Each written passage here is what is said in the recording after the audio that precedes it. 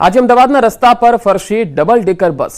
એએમટીએસની ઈ બસનું આજે લોકાર્પણ કરવામાં આવશે। અમદાવાદના મેયર પ્રતિભાબેન જૈનના હસ્તે લોકાર્પણ થશે। ડબલ ડેકર બસ શરૂ થતા અમદાવાદમાં વધુ એક નજરાણું ઉમેરાશે।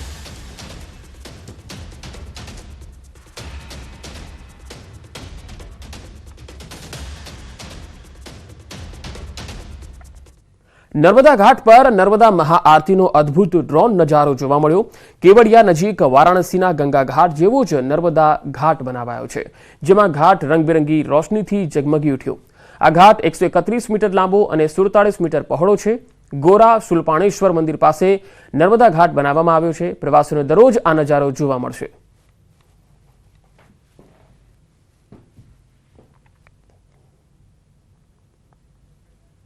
तो रंगबेरंगी रोशनीथी जळहળી રહ્યો છે નર્મદા ઘાટ। બે અલગ અલગ તસવીરોમાં આપને બતાવી રહ્યા છે કેટલો સુંદર અને રમણીય નજારો છે। નર્મદા મહાઆરતીનો આ અદ્ભુત નજારો પહેલા ક્યારેય જોવા ન મળ્યો હોય એ પ્રકારના આ દ્રશ્યો છે। ગંગા ઘાટની થીમ પર જ આખો આ ઘાટ તૈયાર કરવામાં આવેલો છે।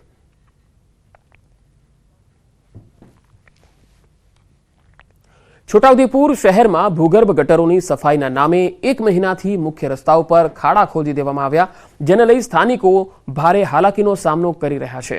રાહદારીઓ અને વાહન ચાલકો અકસ્માતની ભીતિ સેવી રહ્યા છે। ન્યૂઝ 18ની ટીમે સ્થાનિકોની સમસ્યાને વાચા આપી અને આ અંગે પાલિકાના પાણી પુરવઠા ઇન્ચાર્જ અધિકારી સાથે વાત કરતા તેમણે તાત્કાલિક ખાડા પૂરી દેવાની ખાતરી આપી।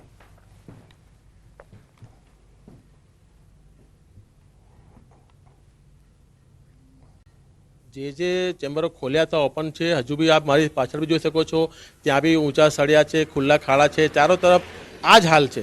હવે અહીંયા નાના બાળકો પડી જાય, રાત્રિ દરમિયાન અંધારામાં કોઈ બાઇકવાળો પડી જાય, એને વાગે, અકસ્માત થાય, મૃત્યુ થાય। रात में लाइट अमुक जगह पर है, अमुक जगह पर नहीं, तो कोई बाइक लઈને कूदी जाए, चलो हमारी बात तो अलग है, नाना छोकरानी बात શું છે? આ મુખ્ય રસ્તો જે જેલ રોડનો છે, વડોદરા હાઈવેને જોડતો રસ્તો છે। આ રસ્તાની ઉપર જે ચેમ્બરો હતા તે રોડની નીચે હતા, એને ખોદીને આ ચેમ્બરો કાઢેલા છે। આ હમણાં સુધી પૂરવામાં આવેલ નથી। આ રોડની અંદર ભરચક ટ્રાફિક હોય છે ને અકસ્માત થવાનો ભય છે। આ વહેલી તકે જો આ ખાડાઓ પૂરાઈ જાય તો સારું છે। આજ બપોર સુધી તે કામગીરી કરવામાં આવશે અમારા સ્ટાફ દ્વારા। ખાડા કાલ સુધીમાં પૂરી દેવામાં આવશે, આવતીકાલ સુધીમાં ખાડા પૂરી દેવામાં આવશે અને સળિયા પણ કટિંગ કરી દેવામાં આવશે। દાહોદમાં સ્માર્ટ સિટીની વાતો પોકળ સાબિત થતી હોય તેવું લાગી રહ્યું છે, કારણ કે 2015માં દાહોદ સ્માર્ટ સિટી જાહેર થયા બાદ પુરવઠા ઇન્ચાર્જ અધિકારી સાથે વાત કરતા તેમણે તાત્કાલિક ખાડા પૂરી દેવાની ખાતરી આપી।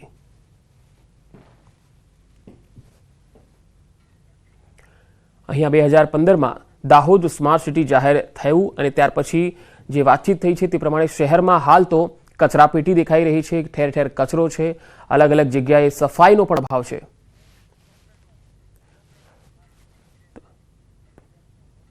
तो आ सर्कल की स्थिति तमे जोई शको छो कि स्मार्ट सिटी आ सर्कल कचरापेटी में फेरवाई गयु छे।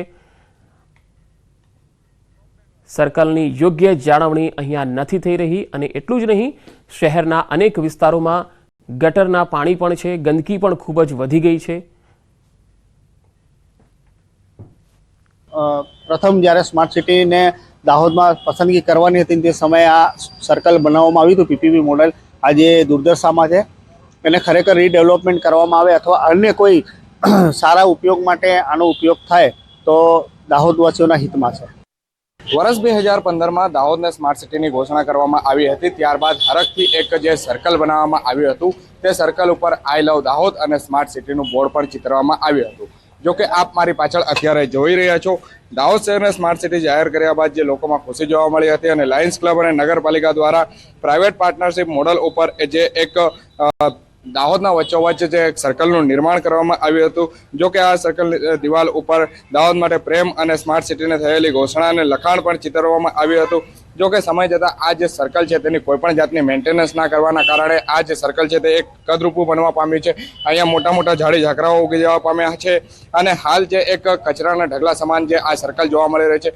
જો કે આ એક સ્માર્ટ સિટીને લઈને એક મોટી જે સવાલ ઊભો થવા પામ્યો છે કે કેમ આ જે સ્માર્ટ સર્કલ છે તેનું જે સમારકામ અથવા તો તેને જે સાર સંભાળ રાખવાની હોય છે તે રાખવામાં નથી આવતી। જો કે અત્યારે કહી શકાય કે લાયન્સ ક્લબ અને દાહોદ નગરપાલિકા દ્વારા જે આ જે સર્કલ બનાવવામાં આવ્યું હતું તે તો અત્યારે એકદમ દયનીય હાલતમાં જોવા મળી રહ્યું છે. સૌરભ ગેહલોત, ન્યૂઝ 18 ગુજરાતી, દાહોદ.